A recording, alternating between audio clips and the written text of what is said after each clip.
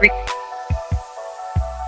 pagi teman-teman. Kali ini saya akan mempresentasikan ekonomi bisnis di Asia dengan tema globalisasi dan integrasi ekonomi oleh saya sendiri, Ridwan Wasir.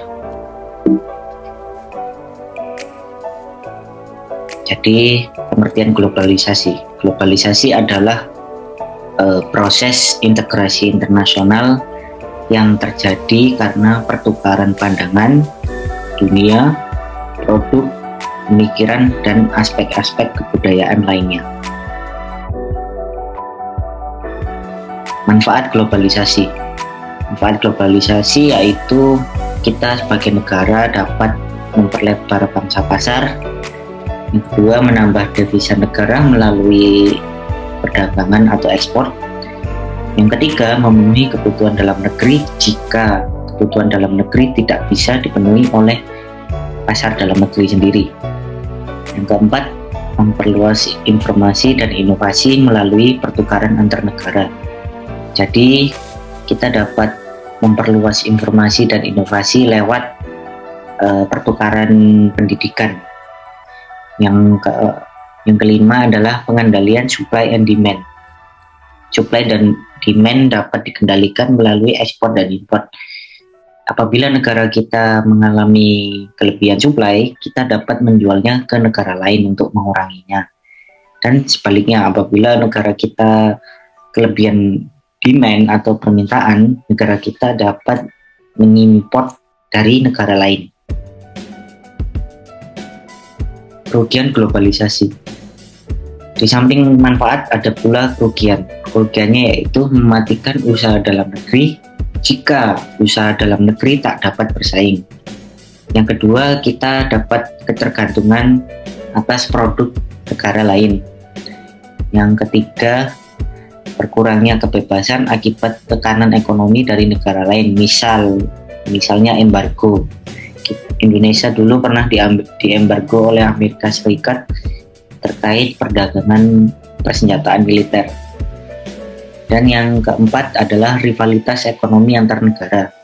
Jika tidak dikelola dengan baik, rivalitas ekonomi antar negara dapat menimbulkan perpecahan.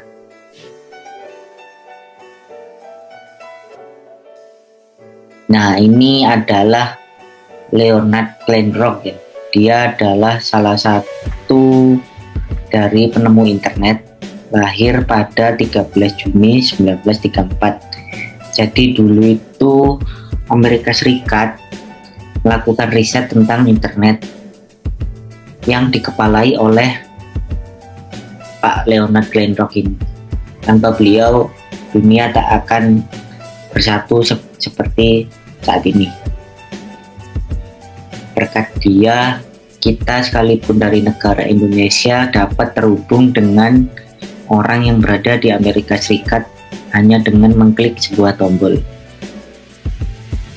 Nah, ini rincian ekspor impor Indonesia Januari 2021 ya. Ekspor berdasarkan industri itu kita mengalami kenaikan 78,3%, pertambangan 13,6%, migas 5,78%, pertanian 2,20%. Nilai ekspor sepanjang bulan pertama itu sekitar total 15,30 miliar US dollar. Tapi nilai itu lebih rendah 7,48% dalam basis bulan per bulan. Karena bulan per bulan ini hitungannya lebih ke antar daerah ya, jadi terlihat rendah. Kemudian untuk nilai impor, kita bahan baku penolong sekitar 74,39%, barang modal 14,93%, konsumsi 10,68%. Kita nilai impor tercatat total 13,34 miliar US dollar atau lebih rendah 7,59 dibandingkan dengan realisasi di bulan Desember.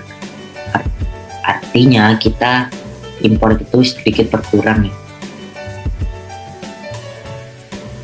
Integrasi ekonomi Ini merupakan salah satu kebijakan atau strategi yang efisien ketimbang negara melakukan kebijakan unilateral. Jadi integrasi ekonomi itu kita menggabungkan sebuah kawasan menjadi satu kawasan ekonomi yang besar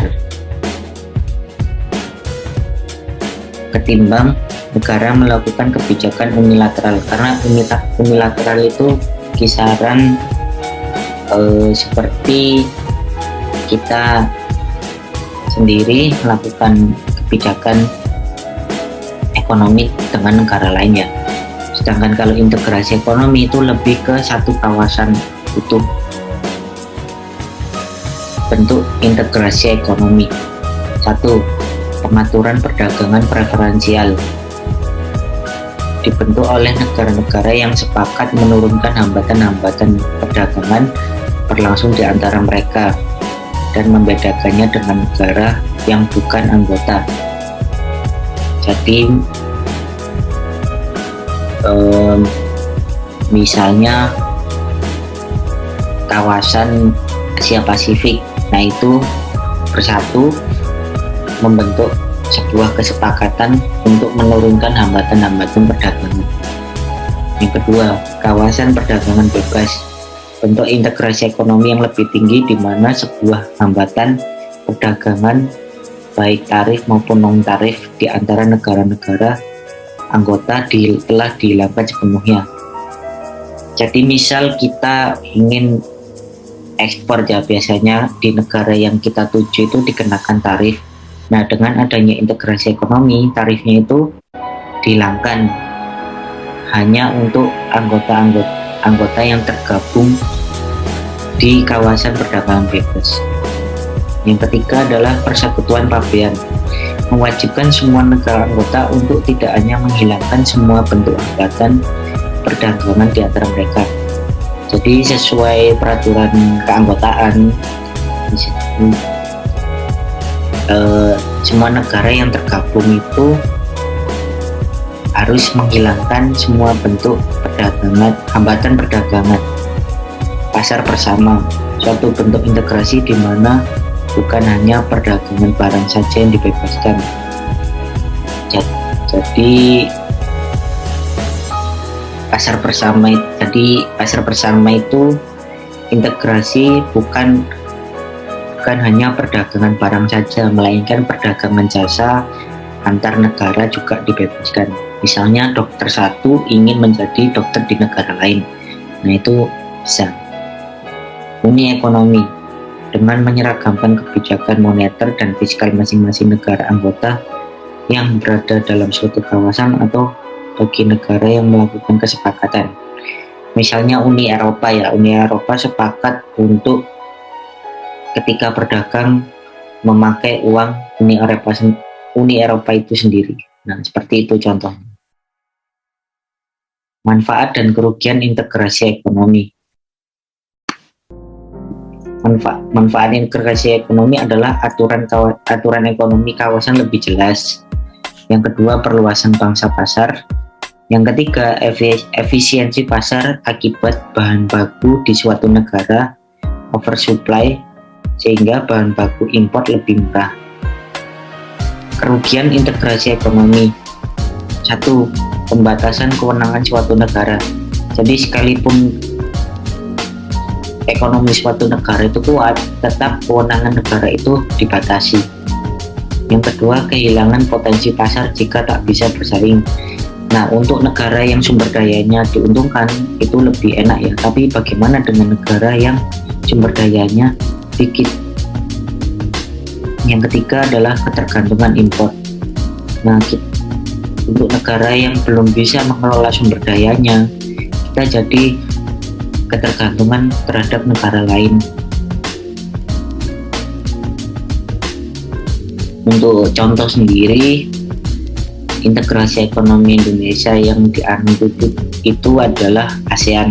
Jadi kita melakukan kesepakatan dengan beberapa negara yang berada di kawasan ASEAN agar kita memiliki daya saing yang lebih terhadap negara-negara di luar ASEAN. Ya, sekian presentasi dari saya. Terima kasih.